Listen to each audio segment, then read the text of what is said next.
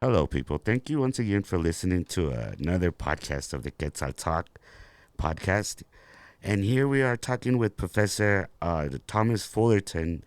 And we want to go ahead and have a conversation with him. And we're first of all, thank you, sir, for having a conversation with us here at Quetzal Talk.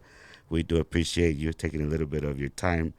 And we want to go ahead and talk to you because we want to go ahead and learn about El Paso, man. And we've been wondering for a while about the situation that El Paso is in economically. Um, and one of the first questions we want to get, well, first of all, can you let us know a little bit about you, man, and a little bit about your background? Sure. My name is Tom Fullerton. I'm a professor of economics at the University of Texas, El Paso. Let's see, in addition to teaching economics courses, both undergraduate as well as graduate courses, I also direct the Border Region Modeling Project, and we publish a monthly business cycle monitor called the Borderplex Business Barometer. We publish a quarterly forecast of the economy of Mexico called Mexico Consensus Economic Forecast. And then every year we also publish a detailed econometric forecast of regional economic activity for Las Cruces, El Paso, Ciudad Juarez, and Chihuahua City. And that's called the Borderplex Economic Outlook. So we stay pretty busy in this office. Wow, man, you do sound pretty busy. Well, like I said again, man, I do appreciate you taking a little bit of your time to giving us a little bit of your wisdom, man. Um, First of all, we've been wondering for a while, man. What's up with El Paso, brother? Why is El Paso so poor?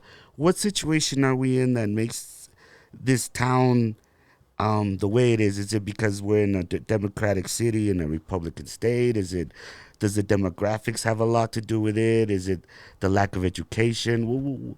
What is it that makes a city a good economy?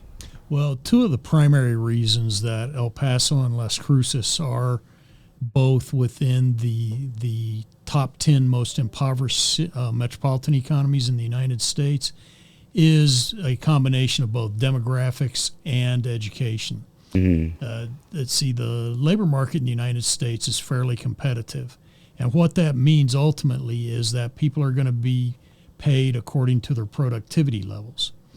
El Paso and Las Cruces have, let's see, educational attainment levels that lag behind, let's see, the state average for Texas and lag behind the national average for the United States. And as a consequence of that, worker productivity levels tend to be lower here in far west Texas and southern New Mexico than they are elsewhere in the country, and that translates into below average wage and income performances. The other thing that contributes to this in terms of the demographic side of the equation is that in about 1975, the Mexican economy started to struggle. And in response to that, a lot of people migrated out of Mexico. And that has served to increase, see, the percentage of the workforces in Las Cruces and El Paso that do not have high school degrees or do not have college degrees. And so it makes it more difficult to overcome that educational attainment gap. Another thing that hurts economic performance here in these cities is that infrastructure investment in this region has tended to lag behind what it is in the rest of Texas, for instance, in the case of El Paso, or the rest of the United States. And for regional economic performance to be on solid ground, besides good levels of educational attainment, the other thing that's required is good investments in physical infrastructure. And El Paso, is pretty far removed from both Austin and Washington, D.C., and a lot of times it has not, acquired the type of infrastructure development support out of the state capital and the national capital that other metropolitan economies across Texas have enjoyed. Oh, okay. And also we want to go ahead and ask, what types of industries does El Paso are the foundation of El Paso? Like what is mostly done here in El Paso regarding of output? Well, we've got a very diversified economy here in El Paso. Historically, let's see, they used to talk about all the C's: cattle, cotton, cavalry, things like that. Nowadays, it's manufacturing, mobility, and the military. Right. But in terms of the different industrial activities that are contributing to gross metropolitan product here locally, the construction industry is very important, both non-residential as well as residential. Manufacturing. Manufacturing is interesting because the employment levels in manufacturing have declined substantially, but output levels for manufacturing continue to increase in El Paso. This is kind of what's going on in the rest of the United States, and it's very similar to what happened to agriculture about 150 years ago. Agriculture in the United States has become increasingly capital intensive. It's machine oriented, Right. equipment oriented in terms of its output levels. And the number of workers involved in agriculture decline every year, but the volume of agricultural output always increases. Same thing is going on in manufacturing. And so manufacturing output is still a very, very important source of economic activity here in El Paso County. Because of all of the international manufacturing occurring on the south side of the international border in the maquiladora industry, or the IMEX industry as it's called nowadays, guess what? Transportation and warehousing are very important here in El Paso, because all of that merchandise that gets produced in Mexico has to be transported and warehoused in the United States. So warehousing and transportation are very important components of the local industry. Beyond that, retail trade is an important component. Right. We have a lot of visitors from Mexico that come to El Paso to shop. There's also a lot of U.S. residents from far west Texas and southern New Mexico that also travel to El Paso to go shopping. And so retail trade is one of our most important sectors. Hotel and food services, because of all the transportation activity occurring here, and all the people traveling through this region, those are both very important sectors. And let's see, the two last sectors I would like to emphasize on the private sector side of the economic ledger are, call centers. El Paso has a relatively young demographic within the United States, and so call centers for the past 20 years have been relocating to El Paso because we have workers that are not only bilingual, but they're also available. And so they've got the communication skills that are required to thrive in this industry. And we actually have enough people in the labor force that can be recruited to those jobs. So that one's been very important over the last 20 years. The other one is a very high-paying sector, and that is the healthcare and social service sector, especially on the healthcare side of that coin.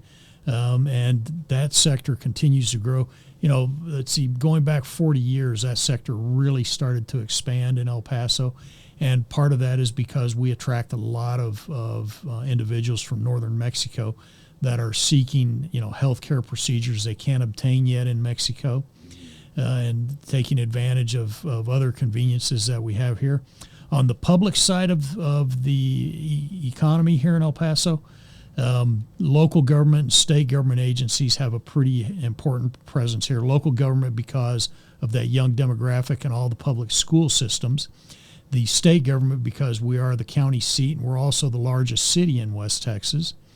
In terms of federal civilian activities, all of the border-related activities that are clustered around the bridges and the other ports of entry. And finally, on the non-civilian side of the federal government activities here in the county, military employment is very high out of Fort Bliss. Right. Yeah. Damn, that's crazy. And the whole COVID situation was pretty crazy. Do you know how that impacted El Paso as far as the economy? Did it make it fall more, or is it getting better? Do you see a way out of this, or? COVID, let's see, really impacted El Paso because of all the supply chain disruptions that it inflicted on the global economy. Remember, transportation and manufacturing are very important to this region. And all of the supply chain disruptions made it very difficult to manufacture a lot of the things that are manufactured here. Most of the trade in El Paso and in the El Paso Customs District involves parts and components. Most of the trade going across the border here in this region is intra-industrial in nature. It's various stages of production in the manufacturing process. And so many parts and components that are not manufactured here but help what is manufactured here were being delayed either by the problem at the ports out in California or by production, entanglements elsewhere in the world, as well as problems going on, with the Chinese economy. And so, that really, impacted consumer electronics and automotive parts manufacturing here in this region. And the other thing with COVID was that just like other places in the United States, a number of labor shortages materialized in 2020 and have continued, up to the present now in 2022. We could talk more about that specific aspect if you want, because there's some interesting things that contributed to that problem. I'm down. Yeah, we could talk about that. Okay, well, in terms of the labor shortages associated with COVID, part of them were due to dependent care issues. In other words, people either had elderly relatives or they had, young dependents, children that lived in their households. And once COVID hit, a lot of people withdrew from the workforce because they said, yeah, if I withdraw from the workforce, my income is going to decline. But if I avoid getting sick at work, I protect my family and I save my parents or my grandparents, and I also shield my children from this problem. And so a lot of people withdrew from the workforce for an extended period of time due to that. Then after that, once they started discovering that there were worker shortages in multiple sectors across the full range of industries here operating here in the county, they noticed that there were job openings in fields other than what they had worked previously, and these new positions had more flexible work arrangements. And so during this extended period where they had multiple disruptions going on in their lives, having a flexible work schedule all of a sudden became very valuable. And so a lot of people left jobs that they had previously held for many years to take advantage of those opportunities. The other thing that happened was there were other jobs that materialized that had much higher wages than what they had earned in their previous positions. And so they took advantage of those higher wages in other sectors, and they jumped ship in terms of where they had previously been employed, and that caused additional imbalances in terms of the local workforce. Final thing that I'd like to mention with regard to the COVID-related labor market disruptions here locally is that a lot of companies were really scratching their heads because they had raised wages, they had made, schedules more flexible, and yet they were still struggling in terms of being able to recruit people to work at their companies. And what was going on there, I didn't discover this on my own, but what I did was I looked at what labor economists analyzing labor markets throughout the United States were discovering. And what they discovered is that all of the stimulus checks, when they arrived, a lot of people marshaled those resources very carefully. And once the labor market opened up and once a lot of the restrictions were initially taken off in terms of what people had to do with protective equipment and things of that nature, once those restrictions were lifted, the workers did not immediately go back to work. And what the labor economists discovered was that they were taking advantage of their stimulus checks and their other support payments, the transfers they got from the federal government, and they utilized those resources to delay going back into the labor force on a full-time basis for as long as possible. The labor economists estimated that by December of 2021, that's when the labor force participation would start increasing. And if there's a more accurate economic forecast that's been published for the United States regarding something like this over the past 150 years, I would be very interested in seeing it, because the labor economists were spot on in terms of when labor force participation was going to start increasing, and we've seen a parallel effect right here on the border. Right. Damn, that's crazy. And also, we wanted to go ahead and ask also if you had any knowledge of what's happening with real estate, man. We were recently trying to find a place to live, an apartment, and it was hard for us to find a place, either house or apartment. I also heard that the real estate people buying houses, man, are people moving to El Paso in large quantities, or what's happening? Well, it seems like whenever the national housing market goes crazy, there are a lot of corporate investors from outside the region that always descend upon El Paso and Las Cruces and start buying up as many properties as they can. And so that's happened, and that's contributed to higher prices. But the supply chain disruptions also impacted the availability of supplies. Oh, okay. And so some of those prices have stabilized and declined, and headed in the direction of more normal price levels. But it always seems like there's some type of part or supply or material that builders are having problems getting in the quantities that they need, and it causes delays. How many times have you driven around town and seen a building or a house that's been partially constructed, and then the workers don't show up for, it seems like, several weeks or several months? Generally, that's a sign that it could be a worker shortage, but it's probably also, a shortage of some key material or some key piece of equipment that has to be built into the house. And until they get those supplies in, they're not able to keep advancing on the project. And so, anytime, there's residential or non-residential construction, it's almost always a multi-month project. But some of those multi-month projects are now getting close to being year-long projects, whereas previously they might have been 7-month projects. And so it's just played havoc with the local construction market in a manner that resembles what's going on in other metropolitan economies throughout the United States. Okay, so it really has nothing with people moving here from California or anything. That's what we kind of thought. It was like, there's people from Cali moving here. There probably are people from Cali moving to the region, but Right.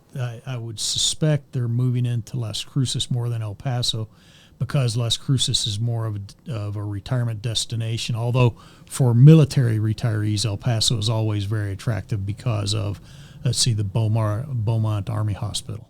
Right. And also, you said that COVID impacted El Paso heavily economically, but over the last, 20 years, has El Paso been improving? And where does El Paso stand at the moment? Is it getting better, or is it still at the same place? Is it flatlining, or how is the economy doing here? It depends upon your perspective. From a straight economic perspective, things have definitely improved in El Paso over the last 20 years. And the best ways that I can summarize those improvements are twofold. One, the unemployment rate is a lot lower than it was back in the early 2000s or the 1990s. 1980s, 1990s, the El Paso unemployment rate generally was double or triple the national unemployment rate. Now we've essentially converged with the Texas state unemployment rate and the national unemployment rate. The Border Region Modeling Project forecast for unemployment in 2022 is that it's going to average 5.3%. We'll see how much the supply chain disruptions out of the Ukraine war affect, economic activity, and things are getting a little dicey, but 5.3%, that's fairly low. And unless a recession derails economic performance throughout the United States, that number should drop to 4.6% next year. Those are very low unemployment rates, especially by Borderplex historical standards. In terms of income performance, real per capita income has grown essentially unabated from the 1970s forward. And yes, there are, business cycle downturns where real per capita incomes have declined in El Paso, but those have always been short-term aberrations. Structurally, whenever there is investment in physical infrastructure, whenever educational attainment, improves, it reinforces this upward trend for per capita real income. And in this regard, I don't know how many of your listeners, are worried about international trade, but, there's a large segment of the population here in El Paso that considers international trade to be a bad thing. But per capita income performance and labor market performance both improved substantially during the NAFTA era. So for the past 28 years, during this international trade era, first NAFTA, now USMCA, that has translated into substantial economic gains, multiple new business opportunities, and because international trade is going to remain a fixture, that bodes well for local economic performance as well. Right. And how about education? Are people getting themselves educated more in El Paso, or is that stagnant? Boy, you've hit on a really important item there, because enrollment rates and graduation rates both declined during COVID. And in fact, the pandemic is not over yet. Right. We've had more than 3,000 people die in El Paso County alone during these past 2 years due to COVID and, not just natural attrition. And in response to that, of course, a lot of online teaching had to be engaged by the school districts, by the community college, by UTEP, as well as Doña Ana Community College and New Mexico State University across the county line north and west of us. In terms of that disruption in school patterns has discouraged a lot of students from graduating high school and then after high school enrolling in some form of post-secondary educational endeavors. And that really is bad, because the U.S. economy is now known as a service economy or an information age economy. There's good paying jobs available in the service economy, and there's good paying jobs available in the information age economy, but they require some type of formal education above and beyond a high school degree. Well, we've taken a step backwards here in this region as a consequence of COVID, which means that even though we've got all these good business and job opportunities emerging, we may struggle to be able to fill those jobs because of workforce quality issues that are materializing as a consequence of the novel coronavirus. Right. And what advice would you give people that wants to get educated and wants to stay in El Paso? What would be, to your opinion, the best career to go into? Well, I'm not a career counselor, professional career counselor. But what I will say is, two things. One, graduate from high school. And after graduating from high school, enroll in some type of formal educational program, a post-secondary form of educational achievement. There's three broad categories of this. One is a 1 year or 2 year technical certification process. Those jobs, whether it's plumbing or auto mechanics or HVAC, those things require formal certification. And so you go and you get the training at the community college or at Western Technical Institute or some of the other private colleges that are out there. Technical schools is what they're generally called. And that opens up a lot of opportunities in terms of competitive wage and salary opportunities. Second thing is, a lot of people, if they don't want to go the technical certification route, they can go the 2 year community college route. Associate degrees also open up a lot of good paying job and career opportunities for people. And then, of course, the third way is the one that I'm engaged in, and that is a traditional 4-year college or university degree. Right. Okay, so graduating from high school is step one on the career ladder. Step two is some type of post-secondary educational attainment, whether it's technical certification, 2-year community college degree or associate's degree, or a 4-year bachelor's degree from an accredited university like UTEP or NMSU. There you go, people. Now you guys know what to do, and don't say you guys didn't know. Also, man, before we go, let me go ahead and ask you a little bit rougher question here and see if you could answer it. We noticed that McDonald's and everywhere that they pop up like in a month, right? Like there's nothing there, then they start building within a month or two. There's already a McDonald's working, and then whenever they were trying to fix the park downtown, that San Jacinto, was it called San Jacinto Plaza? San Jacinto. It took like years, like 2 years. I forgot how long. Um, this is kind of weird, right? Because there's no really infrastructure there. It was just a park. Does corruption have a lot to do with the economy of El Paso, or not really? I really don't know. Let's see what the answer to that question is. My impression is that El Paso is not more corrupt than other cities in the United States. Right. But corruption is a problem everywhere. The best way to address corruption is through increased transparency. Right. And so, let's see, people like yourself have to keep the spotlight shined on the public sector. Probably has to keep the spotlight shined on the private sector and the academic sector as well. But crime in general in El Paso is below the national average. In fact, in terms of really violent crime, El Paso has been one of the top 10 safest cities in the United States, probably for 5 consecutive decades now. Let's see, the data were not as formalized back in the 70s, but let's see, already national media organizations had noticed that, hey, El Paso's way down on these FBI rankings, and it's remained there. In fact, the most recent data I saw indicated that El Paso is the 3rd safest large city in the United States. El Paso, has a local populace that always, respects laws and regulations, and El Paso is a city that's always supported its police force. Right. And, Yeah. That combination, along with other things, have caused El Paso to be not only a pleasant city in which to reside, but also a safe city in which to reside. And there's a lot of other cities that are real envious of that. Right. As far as that whole crime being low here, I remember I took a class once, and they were talking about how anywhere you have a city where the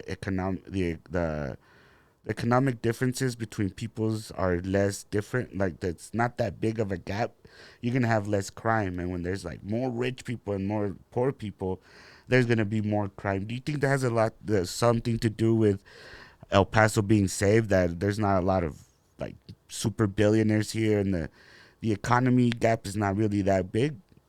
Or you think it has more to do with the government or the police force? And I have looked at different aspects of crime and local economic performance, but I haven't looked at trying to unravel the root causes of crime or lack thereof here in the region. So I'm really not the best person to direct that question to. But I've got a whole bunch of colleagues over in criminal justice and criminology, and hopefully one of them would be willing to come on your show as well. There we go. Well, thank you. And also, regarding your career, what type of advice would you give people or kids that are graduating high school and want to become an economist or something to do with financial research? Well, there's always the 3 basic prongs of a career like mine, and that is communication skills. You have to be able to write very clearly, very accurately, and a lot of younger students don't have that skill as well developed as they should. Introduction, body, conclusion, and complete sentences, those are very important. Right, yeah. Because if you turn in a bad report or a bad memo, people are going to remember it, and not in a favorable manner. Plus, you want to communicate, whatever it is you're describing associated with your job in a very clear and effective manner. Other thing for a job like economics is quantitative skills are very important.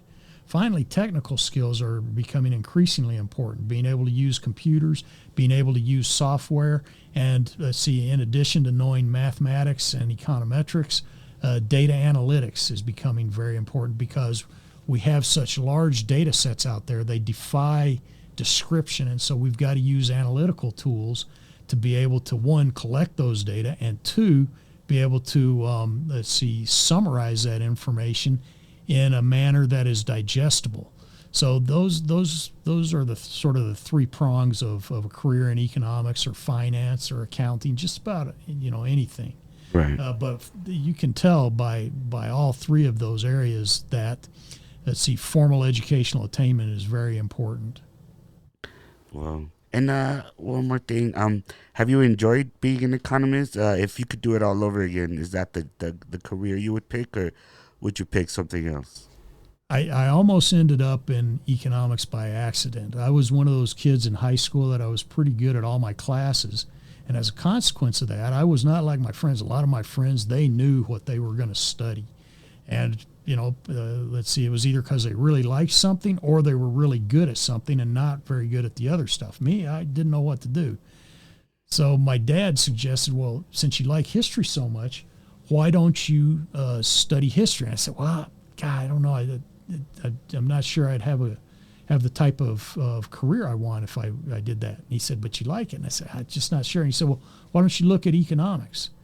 I said, well, why economics? He said, it's like a combination. Or I said, what is economics? It's like a combination of social studies and math. And so if you look at this podcast, I've talked about some quantitative things. I've also talked about a lot of historical things that are associated with this region. And so that's how I ended up in economics. And I've had a very interesting career. I started off as a corporate economist down at El Paso Electric. Then I was an executive branch economist for the governor of Idaho. Then I was a corporate economist in Philadelphia, but I was, in charge of modeling, policy, and forecasting analysis for the South American economies of Colombia, Ecuador, and Venezuela. And then, I went back to being a regional economist at the University of Florida, and then eventually ended up here in UTEP and discovered all that stuff I'd been studying or doing over the course of my career. Prepared me for eventually becoming a border economist. And so here I am all these years later, and I still really enjoy what I'm doing. And there's always some interesting thing that needs to be quantified or clarified with respect to the Borderplex regional economy. So it's been an interesting career, and I've enjoyed nearly every step of it. Right. And anyone that wants to be an economist but's kind of scared because of the math, I mean, I know it has a lot to do with numbers. Do you need to be super good at math, or can you get by knowing like up to like algebra or calculus? Like how far up do you need to be good at math? Well, if you want to be a tenure track economics professor, the math skills are definitely important just for being able to survive your PhD program, your degree program when you're in graduate school. But there's also a lot of practitioner economists, and they need math skills and quant skills, but they don't need, things as in-depth or as intense as what is required for a PhD in economics. So find an area that you like and then study it, and then if there's an area in your arsenal that needs buttressing, acquire additional skills in that, dedicate the effort to it. But if you study something that you like, it's generally going to translate into good career results for you. One thing that we didn't mention when we were talking about educational attainment, and that is when you go to a four-year university, a lot of times you may study something that on the surface doesn't seem to have the type of clear career path that some degrees like accounting or engineering offer. Well, there's one thing that the statistics clarify is that if you graduate from college, on average, the unemployment rate for college graduates is much lower than what it is for somebody who hasn't graduated from college. So even if you don't like, the obvious career paths, but you do enjoy being in college, go ahead and finish that degree. let's see, because the data show that you're probably going to end up in very good shape with better career prospects, even though your friends in accounting, computer science, and let's see, engineering are going to tell you, what are you going to do after you graduate? Right. Yeah. Damn, man, that's cool. Well, thanks for the advice, man. So, also, one more question. What do you think about El Paso? Do you like it here, or is it you just here because of work, or you love it here? Oh, listen, let's see. When I went to high school, in El Salvador. Oh, okay, Graduated high nice. school and then drove up to Texas to come to school at the University of Texas at El Paso. There's an unpaid political endorsement for you. But, let's see. Or even before I graduated, I went to work as an associate economist in the corporate planning department of El Paso Electric. Acquired a lot of good knowledge there. Had a blast working there. I knew I had, if I was going to testify at the Public Utility Commission rate hearings, I was going to need, a graduate degree. So I left and acquired graduate degrees and professional experience elsewhere in the country, but then came back. A few years ago, when Amazon was trying to decide where they were going to open up their second headquarters in North America, they were looking at potentially selecting El Paso.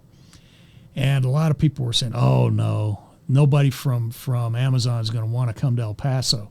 And whenever, let's see, your brethren in the media would interview me, my response is always, they're nuts. If they let's see, put their second headquarters in El Paso, it's going to cause major problems back in Seattle, because when people come down here and they see, let's see, the two-nation vacation we enjoy here Right. in the Borderplex, nobody ever wants to leave. And it's anytime there's a job that gets advertised nationally for El Paso, the organizations that are recruiting those jobs here locally are bombarded with applicants.